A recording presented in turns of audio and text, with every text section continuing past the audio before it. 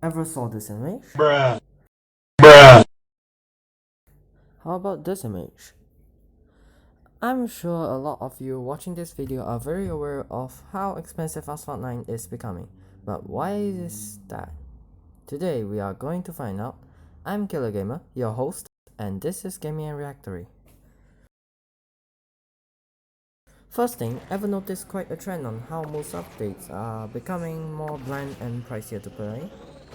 Sometimes it might even be hard to just max or even simply unlock a car from that season. The thing is, a lot of game companies rely on in-game purchases and merchandise as their main source of income, especially for smaller companies. You may arguably say that this isn't the case for Gameloft, especially judging from how they earned 265 million from 2021 alone. The truth is, Gameloft was close to being bankrupt after they had cancelled 2 games in the previous year and closing down their office in Helsinki, Finland. That was until Vivendi had owned 56% of the company's stakes in June 2016, allowing them to fully take over as a parent company. You could arguably say that, so, what's the big deal? Gameloft is surely rich enough to run smoothly as a subsidiary under Vivendi. Fast forward to 2019, when Gameloft had to close another one of their offices, but this time in London. Like Helsinki, London also had a huge number of HQs, except this time they were YouTube, Google, Facebook, and King, famous for Candy Crush.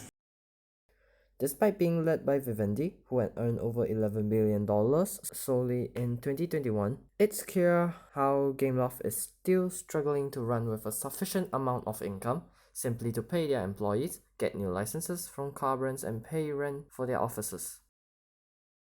Before we move on to the next item, let's take a look at these updates. Here's the car list if you need it. Next, let's look in at the most recent update. The patch notes were just released 2 days ago. Here's the car list again. See any similarity? Yes, all of them are Lamborghinis, and all of them are expensive.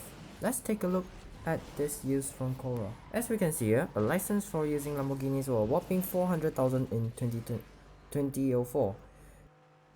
Fast forward to today, I'm not sure if they charge by individual or as a whole, but it's clearly not gonna be that less.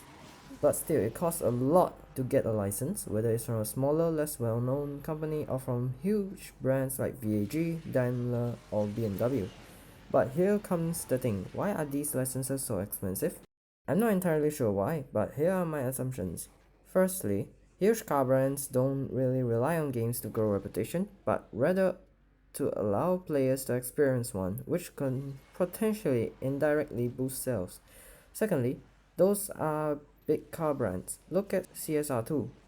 They've got a handful of exclusive licenses like the Bolide, but at what cost?